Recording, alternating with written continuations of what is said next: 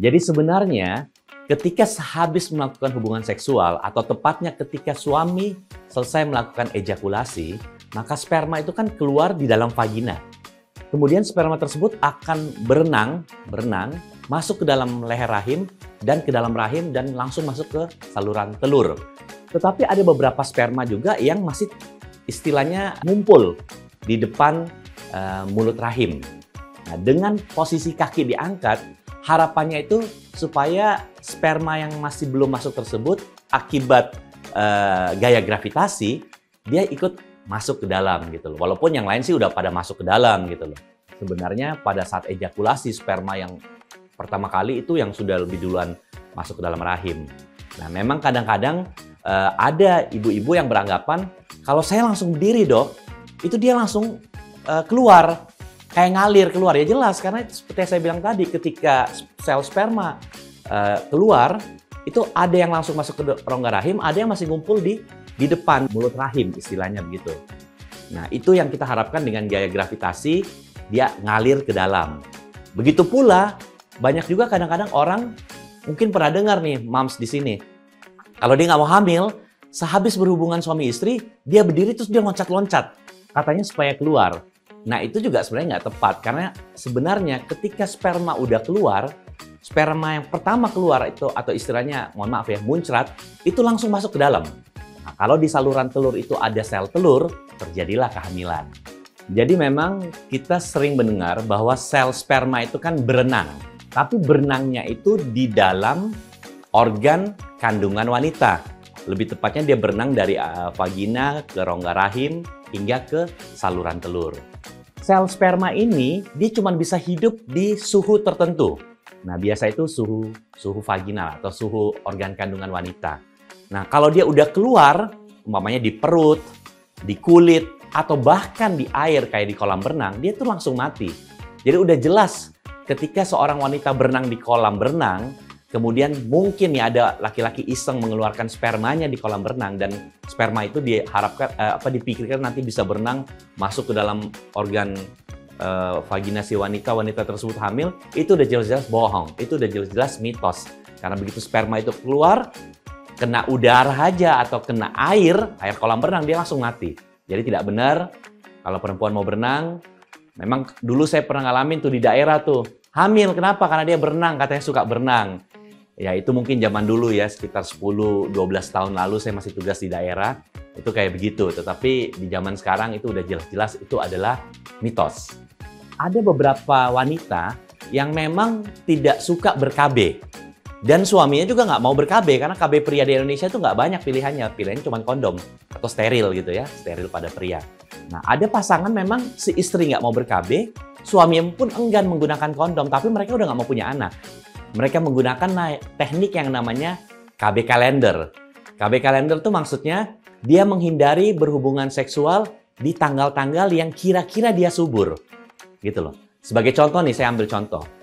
Dia ngecek nih, sekarang kan udah banyak aplikasi tuh ya. Kira-kira dia subur kurang lebih di tanggal 15 gitu. Ini contohnya nih, di tanggal 15. Nah, biasanya mereka menghindari hubungan seksual di sekitar tanggal 15, ya kan? Jadi umpamanya mungkin tanggal 14, 15, 16 dia nggak berhubungan gitu loh.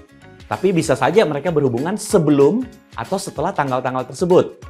Nah, yang bahayanya ketika umpamanya dia di aplikasi dia itu mensnya dibilang tanggal 15 kurang lebih. Jadi dia berhubungannya itu nggak di tanggal 15 tentunya. Dia mungkin berhubungan di tanggal 12, ya kan? Jadi 3 hari sebelumnya. Tetapi kesuburannya ini keluar bukan di tanggal 15. Keluarnya lebih maju di tanggal 14. Jadi sperma yang sehat bisa tinggal di dalam organ kandungan wanita itu bisa 2-3 hari. Jadi bayangin ya kalau dia berhubungan di tanggal 12, 13, 14, 15. Bisa saja tuh masih ada sperma tersebut di dalam organ kandungannya. Sedangkan tanggal 14 subur, bisa terjadi kehamilan. Makanya ketika berbicara KB kalender, ini memang sangat-sangat tricky. Jadi pada seorang wanita yang siklus mensnya nggak teratur, saran saya jangan pakai KB kalender. Karena itu bisa berbahaya. Makanya kalau mau pakai KB kalender, kalian harus pastikan siklus kalian tuh benar-benar teratur. Dan KB kalender ini punya angka kegagalan yang cukup tinggi. Jangan lupa ya. KB kondom yang digunakan oleh pria. Sebenarnya kondom ini ada juga untuk wanita loh, cuman memang di Indonesia ini masih sangat jarang ya. Dan mungkin cara penggunaannya itu tidak semudah kondom pada pria. Nah, penggunaan kondom pada pria sebenarnya ketika dipakainya benar dan tata caranya benar, hubungan seksualnya itu nggak yang ekstrim, yang aneh-aneh gitu ya. Itu sebenarnya cukup bagus untuk melindungi kehamilan dan juga bisa melindungi dari penyakit kelamin kalau kondom ini. Tetapi kondom ini punya angka kegagalan.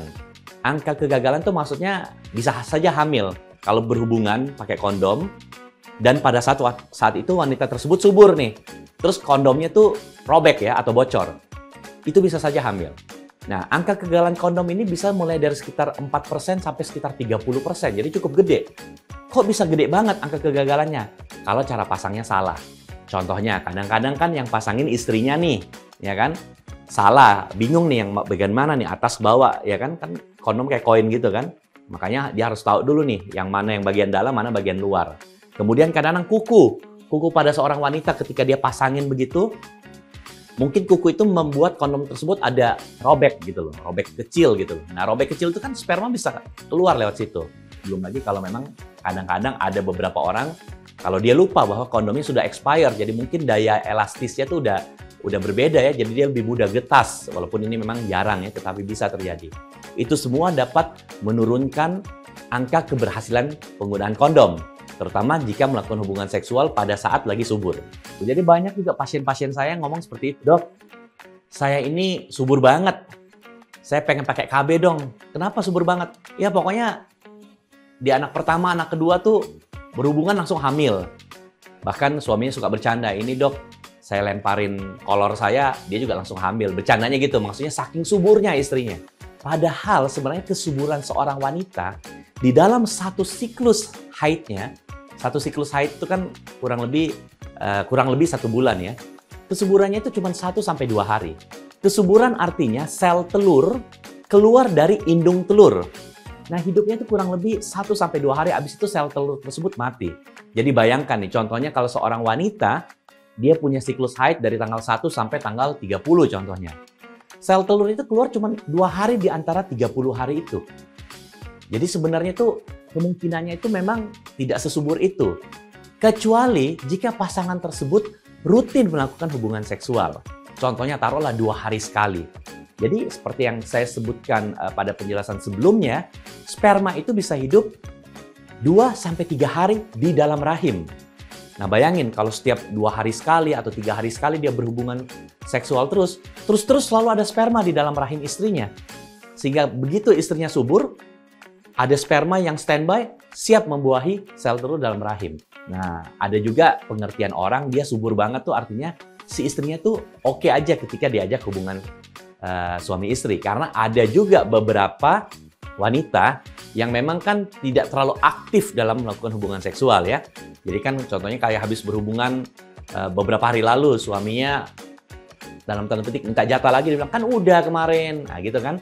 Nah, itu memperkecil peluang dia hamil. Sedangkan berbeda sama perempuan yang ayo aja gitu loh. Habis berhubungan kemarin, lusa berhubungan, ayo. Besok ajak berhubungan, ayo. Jadi, karena dia sering melakukan hubungan seksual, sperma yang terdeposit atau tersimpan di dalam rahim wanita tersebut, itu akan semakin banyak. Jadi, hampir jarang rahimnya itu kosong daripada sel sperma. Itulah yang memperbesar peluang wanita tersebut untuk hamil atau istilahnya subur banget gitu loh. Jadi gimana dong kalau ada perempuan yang bilang saya subur banget? Jadi sebenarnya karena dia aktif dalam hubungan seksual ya, pasangan suami istri tersebut, ya jelas jawabannya satu-satunya adalah KB, ya kan? Nah, KB ini juga terbagi-bagi. Ada yang jangka pendek, jangka panjang, dan KB yang istilahnya menetap atau steril.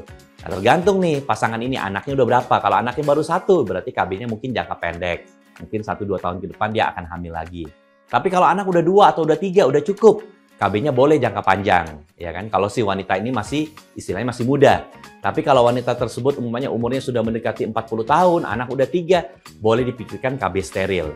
Jadi intinya buat teman-teman atau para moms yang merasa, "Dok, saya ini subur banget, anak saya udah cukup.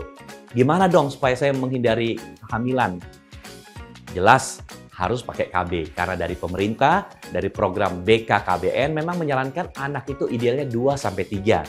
Tidak 1, tidak lebih juga dari 3. Jadi kalau teman-teman di sini sudah punya anak 2 atau 3, mau istirahat dulu atau sudah mau menunda kehamilan, jangan pakai KB-KB yang berisiko, contohnya kayak KB kalender, karena risiko hamilnya tinggi. Pakailah KB yang lebih kecil angka kegagalannya. Contohnya apa? Bisa KB pil, KB suntik, hingga KB-KB kayak IUD. IUD ini bisa lama, bisa sampai 5 tahun di dalam rahim. Jadi berbicara tentang kehamilan, atau bahkan untuk menunda kehamilan, jangan pernah percaya yang namanya mitos.